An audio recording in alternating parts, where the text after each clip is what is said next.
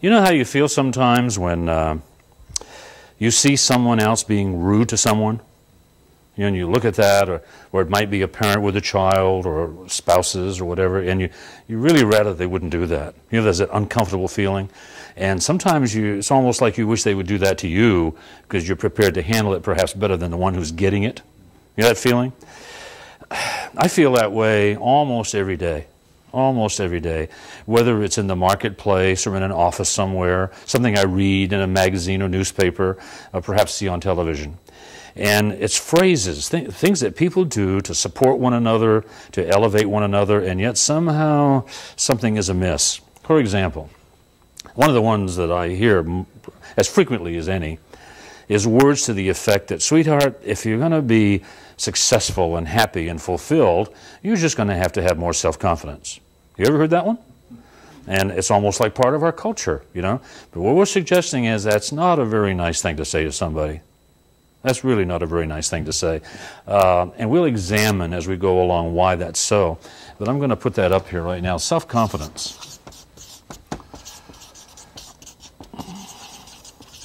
There's another one that comes up a lot, too, that you hear a lot about, and that's self-esteem. Ever hear that phrase? Kind of fascinating. Self-esteem. Bad phraseology. Bad phraseology. Now, I can just feel someone out there in the audience saying, wait a minute here.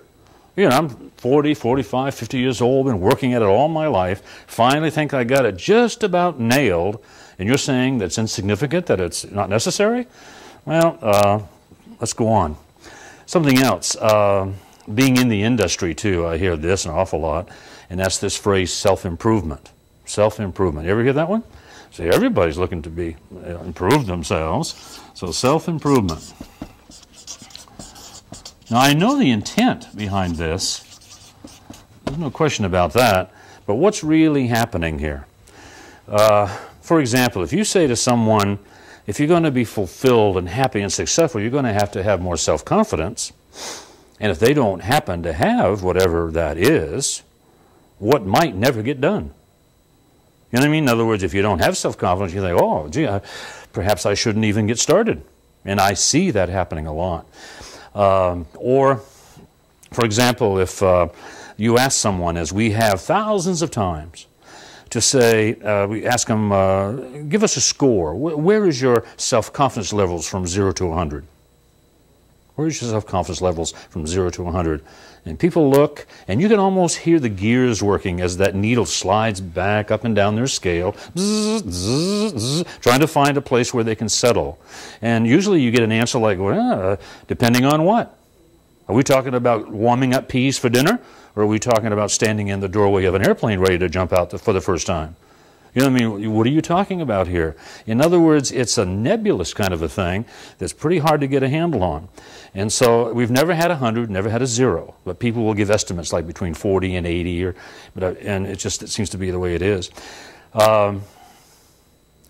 It's a difficult thing. Esteem is a tricky thing. You know, the state of California, I may be vague about the numbers of years, but I would say 11, 12 years ago, voted in a legislation, proceeded to spend millions of dollars of your tax money working on a state program to develop the self-esteem of its young people. And as they continued, the idea was that the state would be elevated and enhanced by the program. They consumed the time and the attention of a lot of very important people, legislators, businessmen, and what have you.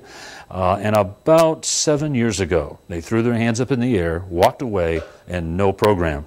No program. When you read the literature that they put out, you began to understand why. Because again, it was hard to define, hard to confine.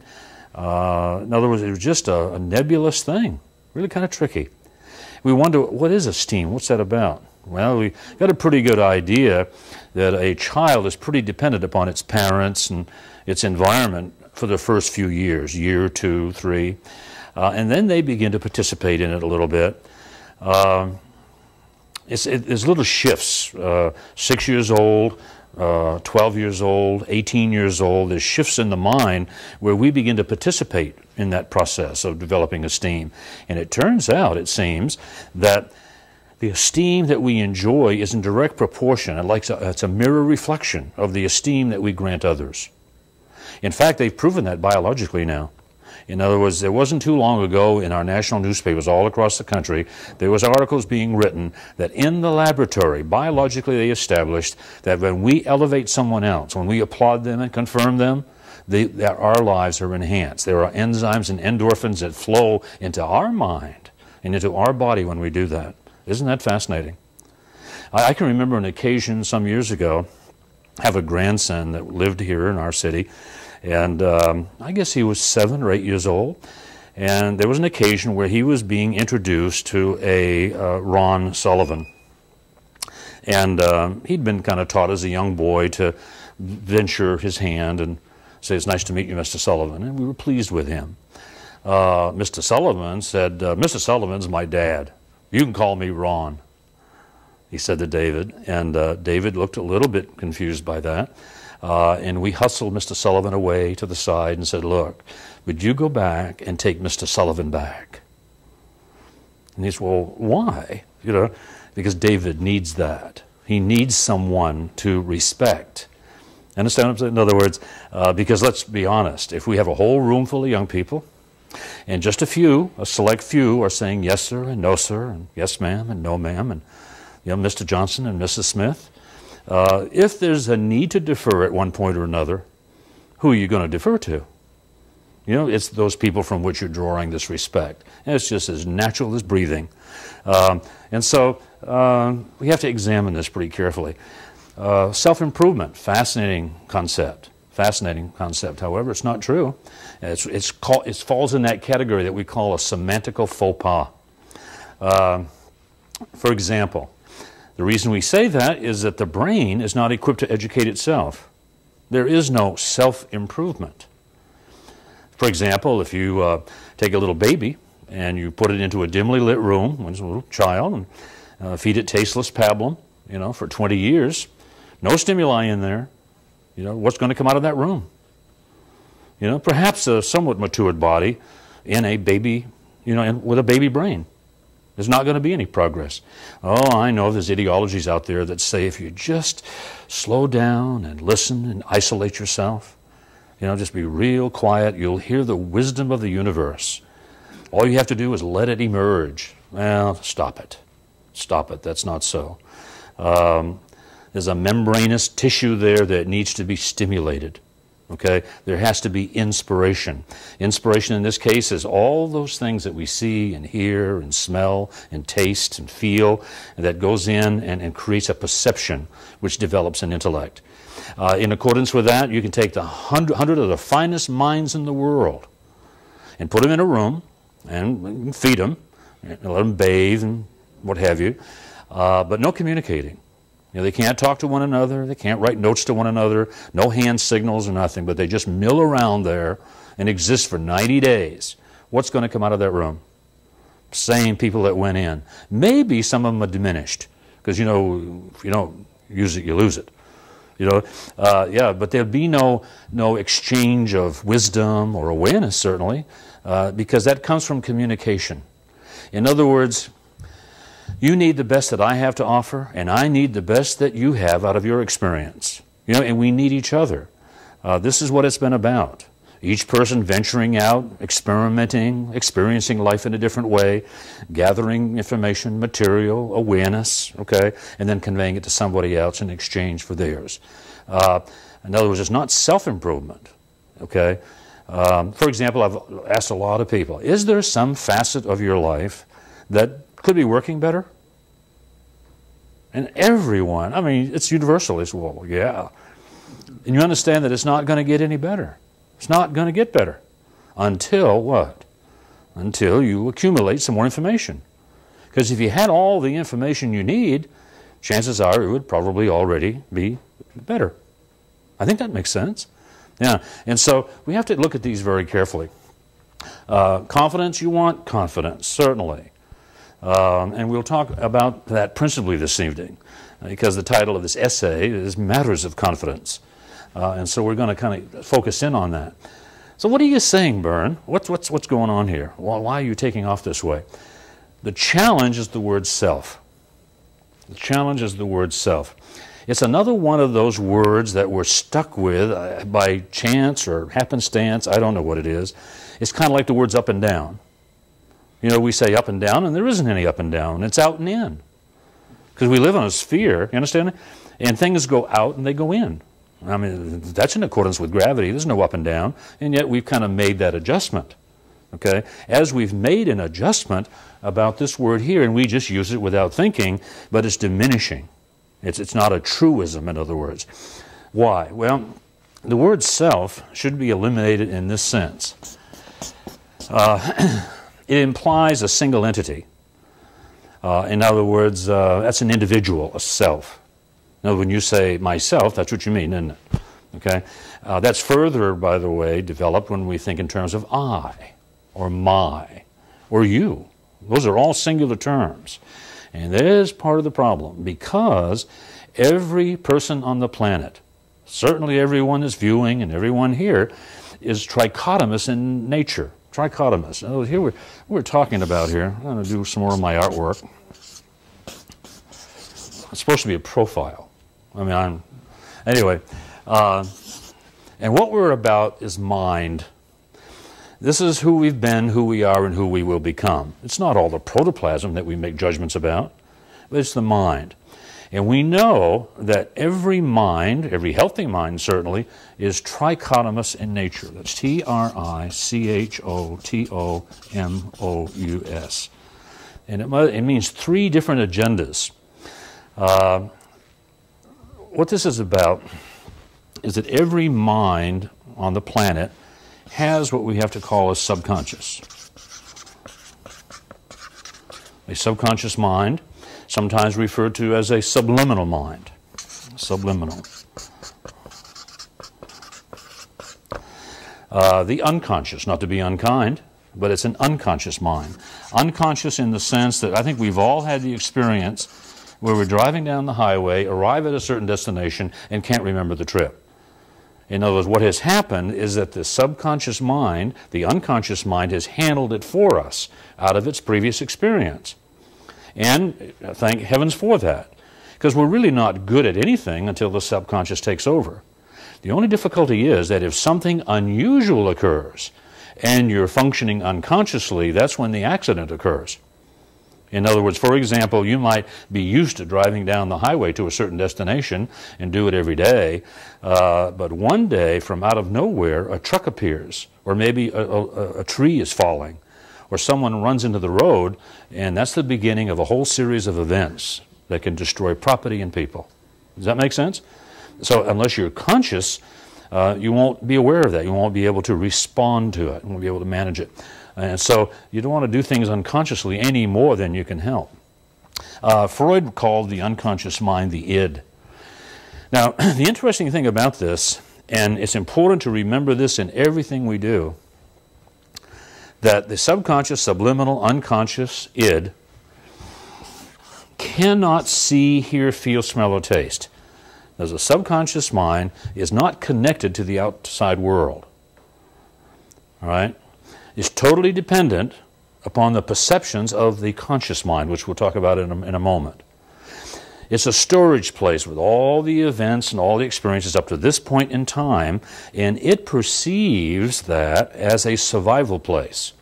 This is what life is about, hence this is what has to be necessary for me to continue. All right? Now, this is a survival entity, survival. Certainly there's nothing wrong with survival. We want to survive. However, do you really want everything to stay just as it is? For example, another name I have for this that I coined some years ago is that the subconscious mind is a status quo pro, meaning only that it's professional, really proficient at maintaining the status quo. And it's highly, highly adaptive. In other words, whatever occurs, it takes that on as a reality. For example, it could be abusive language, things that you were told as a child, things that have occurred, things that people have said or not said. in order to contribute to your development. But so far, that's the thing. And this will, by the way, is so adaptive that it can take you right down to the street. I don't know how many of you stop and chat with homeless people. It's a little challenging because you don't know how they're going to react sometimes. But I've always been amazed at the resumes that I've encountered out there and the background that people have. It's incredible. But something happened in their life where they begin to adapt and to adapt and to adapt, and all the way down to the street. I've spoken before of Dr. Paul Gregory, man I found out in the park one day in Dallas, Texas. I'd finished my morning run. It was around a real beautiful lake, and I was going to go get some breakfast. It was a McDonald's fairly close by. I'd like a check, please. And anyway, I noticed this fellow just waking, and I went over to him and encountered him, and I said, by the way, I just finished my run, as you can see, and I'm going to go get some breakfast, and I hate to eat alone. May I get you an Egg McMuffin, an orange juice, maybe a cup of coffee? And if I had reacted to his reaction, I wouldn't have bothered. It wasn't very gracious. He didn't care if I did or not. But I did. You know what I mean? I went ahead and got the stuff, came back, and began to chat and began to eat, and he began to take a nibble or two, and pretty soon we were talking. And it took me an hour and a half to find out that he was a doctor of philosophy, an ex-college professor, who'd had a whole series of events. Actually, what had happened, in one sense of the word, that he had developed a lifestyle where he was trying to be accepted for who he was, not for what he could be or should be. And it wasn't enough. Something to think about. It wasn't enough. This is a subconscious mind. Another mind that we have, thankfully, is our, I'm going to put it over here, our conscious mind. Our conscious. Our intellect. Sometimes it's referred to as a cognitive mind. Cognitive. C-O-G-N-I-T-I-V-E. Cognitive mind. Cognitive means that you're conscious of what's around you and that there's a past and a future. See, a little child doesn't know there was a Wednesday and there'll be another one.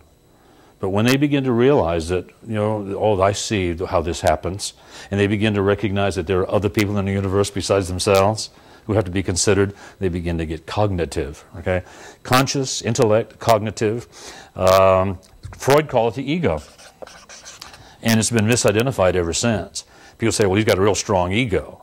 They probably should be saying he's really got a strong id. You know what I mean? Because this is what molds us and gives us these attitudes and stuff. Okay.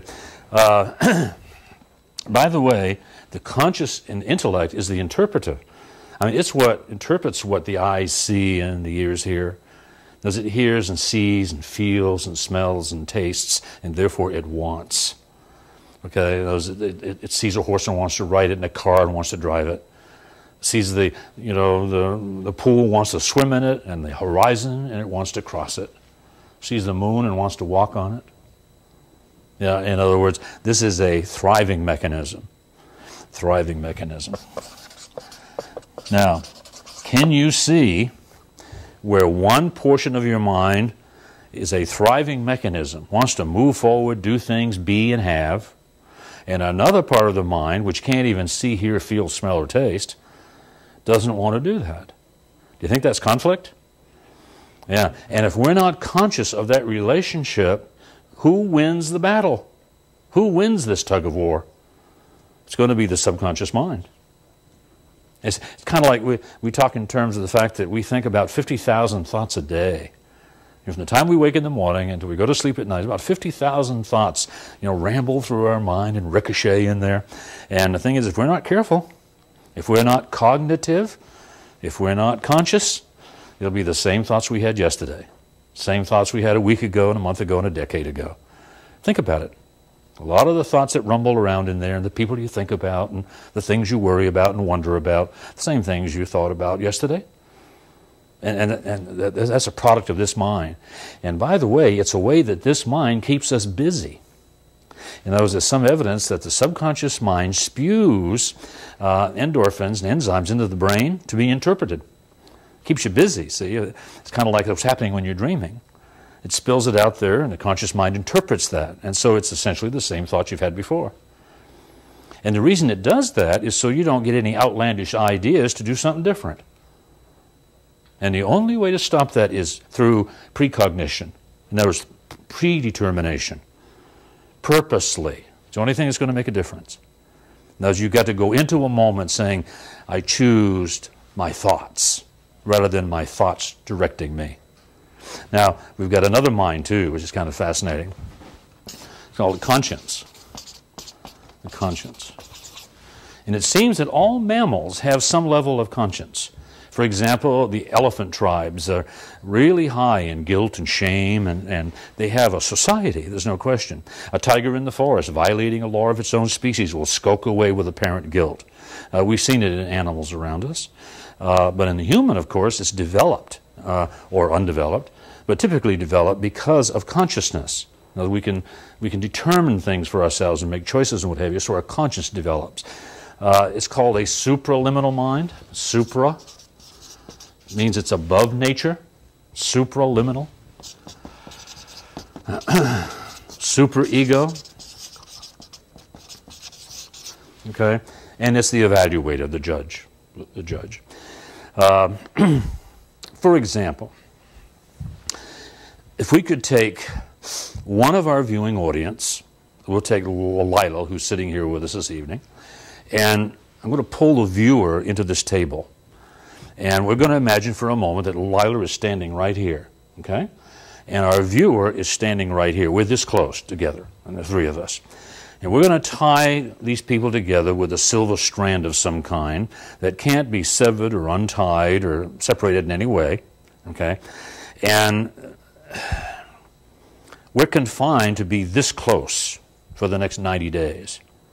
Imagine this, Lyle. Now you're standing right here, and our viewer is right here, and I'm right here, and we bind ourselves together, and we would have to be this close for 90 days. Is that going to be a problem for you? No problem at all? You don't mind me watching you bathe or going to the bathroom or what have you? We're going to be this close, Lila, every moment of every day. You know what I mean? That's going to be a problem for me. How about the viewer? Yeah. Now, we all got places to go, things to do, and people to see. We got our own agendas, all right? And certainly moments of privacy we wouldn't want to have violated, and hopefully moments of intimacy, you know, that we'd like to have private. Yeah. But so it would be, would there be tugging going on? Pulling and shoving and trying to get our own way? Of course, of course. Would we survive it, though? Would we be alive 90 days from now? I think so. There'd be moments when we'd wonder. You know what I mean? There'd be moments when there would be a lot of trauma, but we would probably make it for 90 days. And then someone cuts the cord. And how would we feel? Isolated, abandoned, disoriented for a little while, because we would have adapted. We would have adapted. Okay? Now, what are we going to adapt to? Which of those minds are we going to succumb to? Most people, frankly, have succumbed to the subconscious. It's had its way with us. Life hasn't changed a whole lot.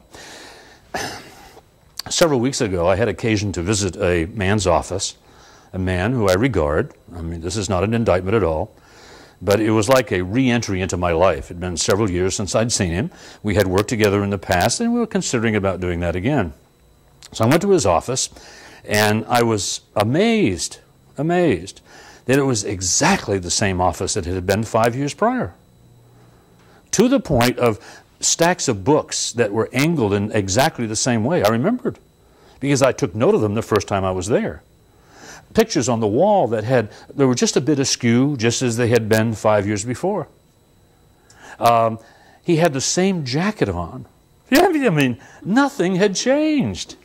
And I remembered years before how he was dreaming and wondering and wishing that things could be different and better. And, oh, by the way, working hard, trying, having ideas. And yet here we are 5 years later, and let me ask you, how dramatically different was your life 5 years ago? A year ago? A month ago? I think a lot of us could say, well, it's kind of about the same. I call people every day, all over the country. And sometimes it's been 10, 15 years since I've talked to somebody. Not too long ago, I had an experience about 15 years since I talked to a guy named Jay. And I tell you, the voice, the language, and I said, by the way, what's been happening? What's the highlight of these years, you know? And he couldn't think of anything really unusual that would startle or surprise me. Now, at the risk of being inappropriate, I could talk for hours. Things I'd done, people I'd seen, places I'd gone, things I've read. Yeah, but he couldn't think of much different. I mean, one day, kind of like the rest. It's not wrong, but is it right? See, it's not wrong to survive, but, I mean, is it the right thing for you? Would you rather have more? See, what we have to do, and we're going to spend a lot of time on this. We're probably going to do another show. But in doing this, what we have to do is to orchestrate this team. One way of doing it, and we'll talk more about it probably next week, is begin to identify ourselves, plural, as a we. Instead of saying, I'm going to the store, say, we're going to the store. And what you do when you say we, you check into your trichotomy. At least for a fleeting moment, you're conscious of it and maybe harmonize it. And then after a while, you know, as you synergize and begin to cooperate with one another, because your conscious mind should be in command. That's your intellect, and it should assuage and comfort and quiet your subconscious and honor your conscience, always your conscience.